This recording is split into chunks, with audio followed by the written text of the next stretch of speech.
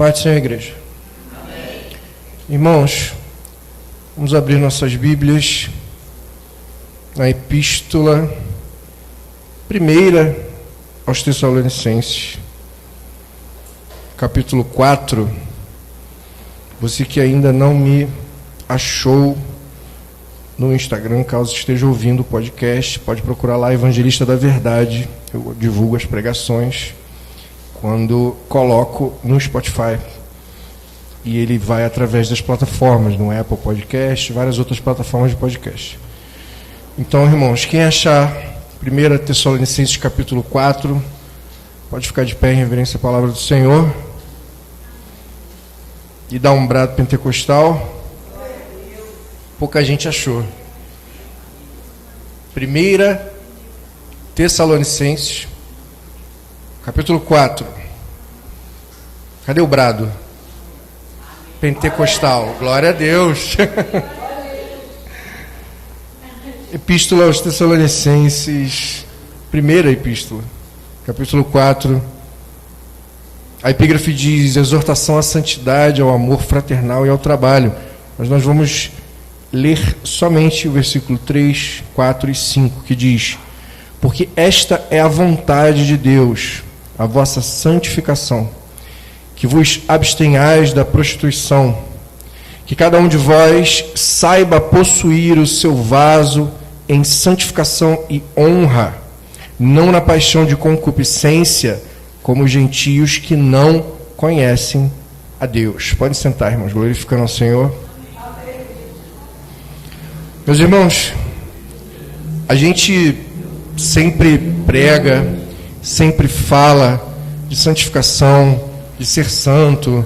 Sem santificação é impossível ver a Deus. A gente sempre está trazendo esse assunto porque faz parte da salvação, né? Faz parte da mensagem de Cristo. Só que eu entendo que existe um estigma muito grande em termos de santificação, porque a gente tem a tendência como ser humano de achar ou de associar o santo ao perfeito, porque essa é a definição. Então a gente tem a tendência de achar que a gente nunca vai ser santo. Mas a santidade e a santificação não necessariamente é um estado. A santificação é um processo. E que se você nunca inicia esse processo, você nunca chegará na santidade. E aí eu vejo que as pessoas elas tendem a deixar esse assunto de lado porque é tão complexo ser santo que a pessoa não busca a santidade. Mas a palavra santo em hebraico é kadosh. Os irmãos já ouviram muito kadosh, né? A palavra Espírito Santo em hebraico é ruach kadosh. E o kadosh, irmão, significa que é separação do que é comum ou impuro. E também a consagração a Deus. Então, para ser santo, você precisa separar daquilo que é comum. Separar daquilo que é impuro. E consagrar a Deus. Se a gente fizer o estudo dos pictogramas, que é no hebraico a gente faz o estudo de letra a letra, né? Kadosh é composto por 3 consoantes, que é Kof, Dalet e Shin. O Kof tem um significado dessa parte de trás da cabeça aqui, a nuca, né? Que pode significar o que está por trás. O Dalet simboliza porta, que também representa caminho ou maneira de viver. E o Shin representa o pico de um monte. Toda palavra em hebraico ela tem um significado específico, letra a letra. Ela não é criada ao acaso. Ela não foi feita porque alguém achou bonito juntar o Kof, o Dalet e o Shin, fazer Kadosh, chamar de santo. O significado por trás, o intrínseco, a gente pode dizer que o pico de um monte ou o auge da sua vida, a sua maneira de viver está por trás de você.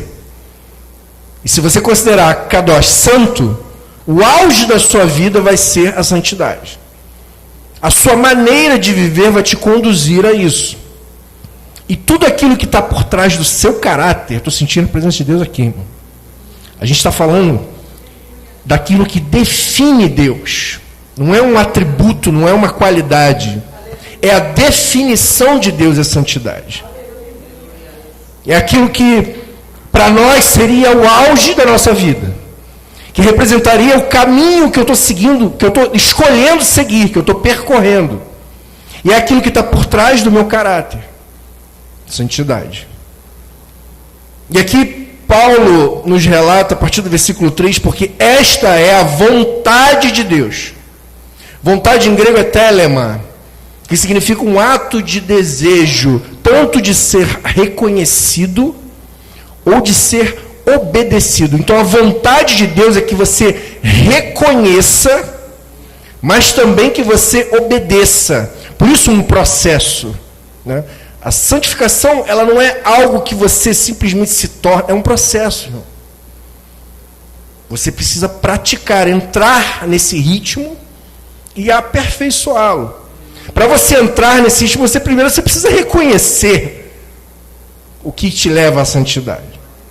Quando você reconhece, você começa a aplicar na sua vida, aí você começa a obedecer. Essa é a vontade de Deus, versículo 3. A vossa santificação. Santificação, eu falei para os irmãos, um processo, é exatamente a definição da palavra grega. Hagiasmos. Significa um processo de fazer ou se tornar santo. Esse processo tem essas etapas. Você precisa reconhecer aquilo que é santo. Reconhecer o que você precisa fazer para ingressar na santificação. E uma vez que você reconhece e executa, aí você está obedecendo. E essa é a vontade de Deus, a vossa santificação. Agora eu te pergunto, irmão, qual é o motivo maior para a gente se santificar? Porque a gente precisa de uma motivação, né? A gente precisa de uma motivação. Então eu quero mostrar para os irmãos duas passagens na antiga aliança, uma na antiga aliança e uma na nova aliança. A primeira está em Levítico, capítulo 19, versículo 2. A palavra do Senhor nos diz, isso é Deus falando com Moisés, ele está repetindo as leis. Levítico 19, 2 diz, Deus falando a Moisés, fala a toda a congregação dos filhos de Israel e dize-lhes, santos sereis, porque eu, o Senhor vosso Deus, sou santo. Então na antiga aliança, no Antigo Testamento, é assim, irmão, seja santo porque Deus é santo. Esse é o motivo. Curto, grosso, direto, objetivo, um tapa na cara. Ou é ou não é? Qual o objetivo? Ser igual a Deus que você serve. Essa é a sua motivação. E aí a gente entra na nova aliança. O sacrifício de Jesus na cruz, que reme os seus pecados através do seu arrependimento e a aceitação, um batismo para arrependimento e remissão dos pecados. A nova aliança em Hebreus, capítulo 12, versículo 14, o autor de Hebreus nos diz, segui a paz com todos e a santificação, sem a qual ninguém verá o Senhor. Ele não está falando sem as quais, não é no plural, ele não está se referindo sobre paz e santidade, ele está falando sobre só santidade. Sem santidade, você não vai ver Deus. Então, quer motivação mais persuasiva do que a segunda que eu passei da nova aliança? A primeira era, seja santo porque eu sou santo, diz o Senhor. O Deus que você serve é santo, então seja igual a Ele. Só que agora a gente tem uma promessa de vida eterna na glória. E sem santificação, não veremos o Senhor. Eu não sei, irmãos, se é possível alguém sem santificação ser salvo e no céu não ver o Senhor. Eu entendo, a minha interpretação é que sem santificação não ver o Senhor é nem chegar a botar o pezinho na porta de entrada. Porque quem estiver no céu verá o Senhor. Esse é o meu entendimento. Pode ser que haja um debate extenso sobre isso. Várias denominações cristãs com outras doutrinas, pode ser que sejam outras coisas. Eu prefiro pensar dessa maneira. Eu prefiro achar que é muito mais radical e muito mais complexo subir e entrar no céu, porque ali eu vou poder ver a Deus. Então, sem santificação, irmão, não há salvação. Maior motivação que essa é difícil ter, né? E aí a gente segue no versículo 3 ainda. Porque esta é a vontade de Deus, a vossa santificação, que você reconheça a santificação, que você obedeça. O que é a santificação? Tem 2 pontinhos depois da santificação e uma explicação do lado. Essa explicação que vem no final do versículo 3 diz que vos abstenhais da prostituição. Resumidamente, numa curta frase, que vos abstenhais da prostituição. E aqui eu quero destrinchar um pouco, porque abster é um verbo que é composto por uma raiz, um verbo que tem a raiz principal dele, que é o verbo ter. Interessante que em grego é a mesma coisa. Ter é erro e abster é aperro. Erro, aperro. Ter, abster. Muito parecido, porque a definição é exatamente a mesma. Abster é aquilo que você tem, mas você recusa. Você tem, mas você se distancia. Eu me abstenho. Você tem, mas você rejeita.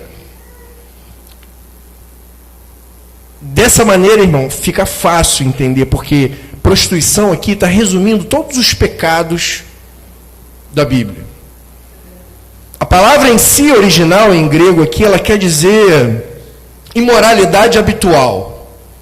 Não é simplesmente você ter um estilo de vida e errar ocasionalmente, aquele deslize. Não. É uma conduta repetida e persistente no pecado. É uma imoralidade habitual. A palavra em geral aqui é traduzida, porque ela é porneia, né, o original em grego, ela é em geral traduzida como fornicação. Mas ela está aqui representando todas as formas de pecado que são definidas como imoralidade e que podem se tornar um hábito na sua vida.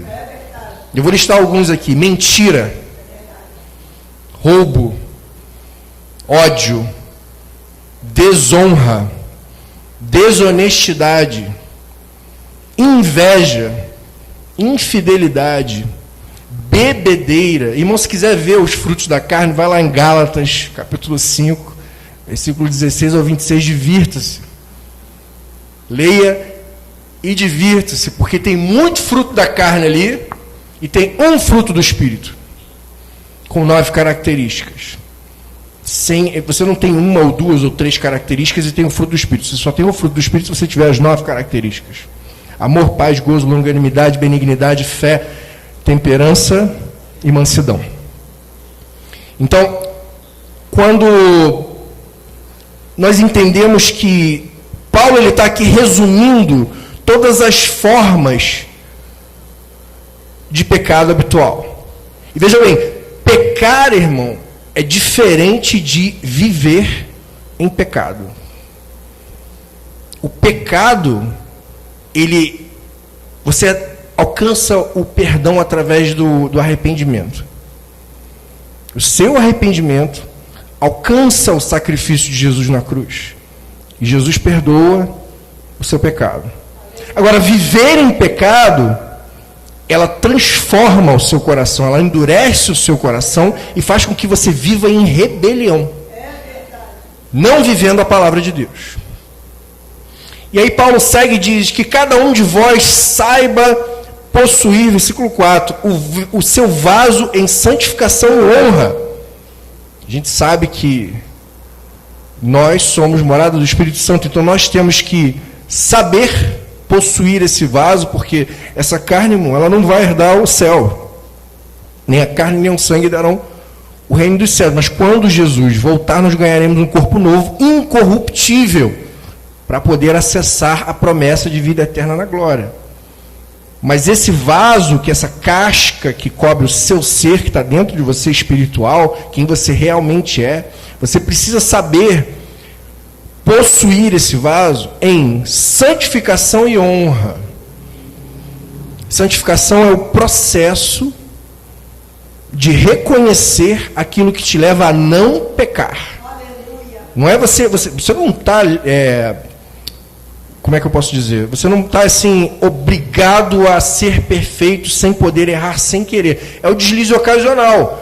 O pecado é o deslize ocasional. E você reconhecendo isso, você se arrepende. Pede perdão e Deus te perdoa. Viver em pecado é diferente.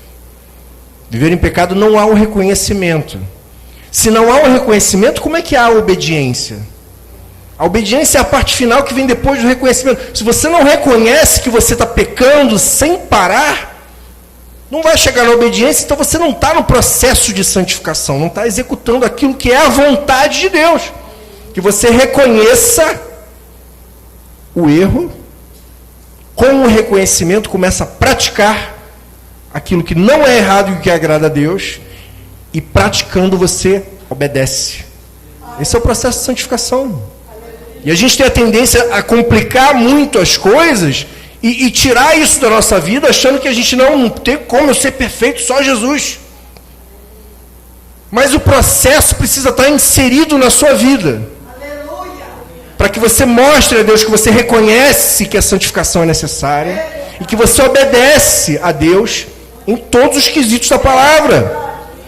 E o versículo 5 diz, não na paixão, está falando sobre possuir o vaso, em santificação e honra, mas não na paixão de concupiscência como os gentios que não conhecem a Deus. Quem não conhece a Deus, e a palavra gentio aqui generaliza todo aquele que não é crente, né? Eu gosto de falar a palavra crente, irmão, porque ela foi uma palavra que é estigmatizada, né? Ela é definida, como é que eu posso dizer? Ela foi muito marretada, né? Como fanático. Irmão, eu sou crente, eu creio que Jesus é o Filho de Deus e deu a sua vida por nós na cruz. Eu creio que Ele ressuscitou ao terceiro dia. Eu creio que Ele foi ao céu. Eu creio que a promessa dele é verdadeira. Eu sou crente. Aleluia.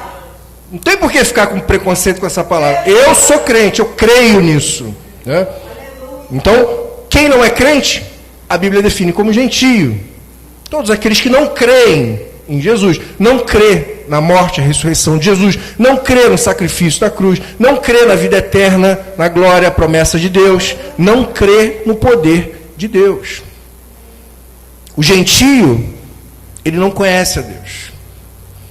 E ele vive pela paixão da concupiscência. Concupiscência é o desejo da carne. Tudo aquilo que a carne deseja, o gentio vai lá e alimenta a carne. Essa alimentação não pode fazer parte de você. Você tem que alimentar o espírito, não a carne. E aqui, Paulo finaliza o versículo 5 dizendo, não na paixão de concupiscência, como os gentios que não conhecem a Deus. Aí eu vou te perguntar, você conhece Deus? Estou sentindo a presença de Deus aqui, irmão, de uma maneira... Isaías, irmãos, capítulo 6, versículo 3, tem os serafins, né, anjos feitos de fogo, estão voando em volta do trono de Deus. Imagina um ser feito de fogo, pegando fogo, 6 asas, voando sem parar, 6 asas, 2 eles cobrem a parte de cima do corpo todo, deve ser lindo. Mas ele cobre a primeira parte de cima com 2. Com outras 2 ele cobre a parte de baixo. Ou seja, ele se tampa inteiro diante da glória de Deus. E com as outras 2 que sobram, eles voam. Eles estão em volta do trono de Deus e eles ficam falando santo. Santo. Santo é o Deus dos exércitos. Toda a terra está cheia da sua glória. Eles não param de declarar santo, santo, santo é o Senhor Deus dos exércitos. Toda a terra está cheia da sua glória. A santidade, irmãos, ela define Deus. Ela é o que caracteriza Deus. E a santidade, ela inclui os atributos de Deus. Por isso que a gente tem que distinguir. Santidade não é um atributo de Deus. Santidade é Deus. Santidade em hebraico é kodesh. Santo é kadosh. É a mesma palavra que muda as vogais. Você tem as mesmas consoantes. E as vogais é que dão a entonação da palavra. A santidade esconde os atributos, revela e inclui os atributos de Deus, mas a gente tem 7 atributos incomunicáveis, isso que eu queria distinguir para os irmãos, e os 7 atributos comunicáveis. Os atributos comunicáveis te alcançam pela santidade. Você consegue alcançar os 7 atributos de Deus comunicáveis através da santificação na sua vida. Os incomunicáveis a gente não tem como atingir, porque são atributos exclusivos de Deus. 3 deles são muito famosos, todo mundo sabe. 4 deles são um pouco mais difíceis de lembrar, mas falando você vai ver que é óbvio. Onipresença, Deus está em todo lugar. Onipotência, Deus pode tudo, não há nada impossível para Deus. Onisciência, Ele sabe de todas as coisas. Os outros 4 são soberania, só Deus é soberano. Imutabilidade, Deus não muda. Eternidade, Ele é o único ser eterno. E autoexistência, antes de Deus não há outro e não haverá depois. O Senhor fala: eu sou o alfa e o ômega, o princípio e o fim. E esses atributos não tem como você alcançar. Mas pela santificação na sua vida, você tem como alcançar os comunicáveis, que são justiça. Quando você se santifica, você começa a ser justo em tudo na sua vida. E a justiça de Deus é aplicada na sua vida. Bondade. É muito diferente a pessoa que age em santificação. Não há mal no coração dela, não há nada, não há mágoa, não há rancor, não há coisa ruim. E a bondade de Deus, ela te alcança através da santificação. Amor é a descrição do amor de Deus, né? A pessoa que consegue amar alguém, ela está sentindo exatamente o que Deus sentiu por nós antes mesmo da nossa existência. Deus chamou antes de você saber quem Ele era. Misericórdia é algo que é muito complicado da gente ter e explicar, porque é um dos atributos de Deus. Ser misericordioso. E o ser humano, ele gosta de querer se vingar, mas a palavra de Deus diz: minha é a vingança, diz o Senhor. Então, a gente não tem que executar nada contra ninguém. A gente tem que entregar a pessoa na mão de Deus e ter misericórdia da vida dele. Porque se a gente quer que Deus tenha misericórdia da nossa vida, irmão, é hipocrisia não ter misericórdia dos outros. Ou a gente não tem como lembrar da nossa vida antes do Evangelho. Ou mesmo aquele que nasceu em berço evangélico e cresceu na igreja e prega, não erra? A palavra nos diz em... Não é Provérbios, não. Qual é o livro que vem depois? Me fugiu a Eclesiastes. Não há homem justo na terra que faça o bem e não peque. Se eu não me engano, é Eclesiastes capítulo 7. Não há homem, irmão, pode ter nascido na igreja. Você acha que não precisa da misericórdia de Deus? E se a gente precisa da misericórdia de Deus, a gente não vai ter misericórdia do ser humano, seja qual for o ato contra a sua vida? Você alcança esses atributos através da santificação. Já falei: justiça, bondade, amor, misericórdia, graça, fidelidade e verdade. São os atributos que você consegue alcançar através da santificação. Quanto mais você se santifica, mais graça você recebe de Deus. Quanto mais você entende o processo de santificação, mais fiel você se torna a Deus. Quanto mais obediência em Deus, você não anda com mentira, irmão. E a verdade, ela te cerca, não só de você para as pessoas, mas Deus vai evitar que a mentira chegue em você, ou vai revelar o oculto para você saber aquilo que Deus tem na sua vida é verdadeiro, e não vai deixar que a mentira chegue perto de você. Então, irmãos, a gente tem que entender, como Paulo falou no versículo 4, essa é a vontade de Deus. A vontade de Deus, a vossa santificação, é um processo. A gente precisa reconhecer a necessidade. A vontade de Deus é que você reconheça a necessidade de se santificar. E a vontade de Deus, ela vai progredir na sua vida, evoluir na sua vida, quando você reconhece, começa a identificar aquilo que se santifica, aquilo que é separado do imundo, e aquilo que é consagrado a Deus. Quando você identifica isso na sua vida, você começa com a obediência. E essa obediência vai fazer você alcançar esses atributos comunicáveis. Nossa obreira Lucinha, trouxe a palavra introdutória, que tudo a ver tem, Salmo 51:10. Cria em mim, ó Deus, um coração puro, e renova um espírito inabalável. Como que eu vou pedir para Deus criar um coração puro em mim? Através da santificação, irmão. Através do processo de santificação. Sem isso, não veremos a Deus. Esse tem que ser o seu maior motivador. Porque a gente tem o motivador da antiga aliança, né? Sede santos porque eu sou santo, diz o Senhor. Mas o autor de Hebreus é claro. Seguir a paz e a santificação, porque a qual, sem ela, não veremos o Senhor. Eu quero, com os meus irmãos, na glória, ver a Deus e lembrar desse dia que nós colocamos em prática a santificação na nossa vida. Que Deus abençoe a igreja em nome de Jesus.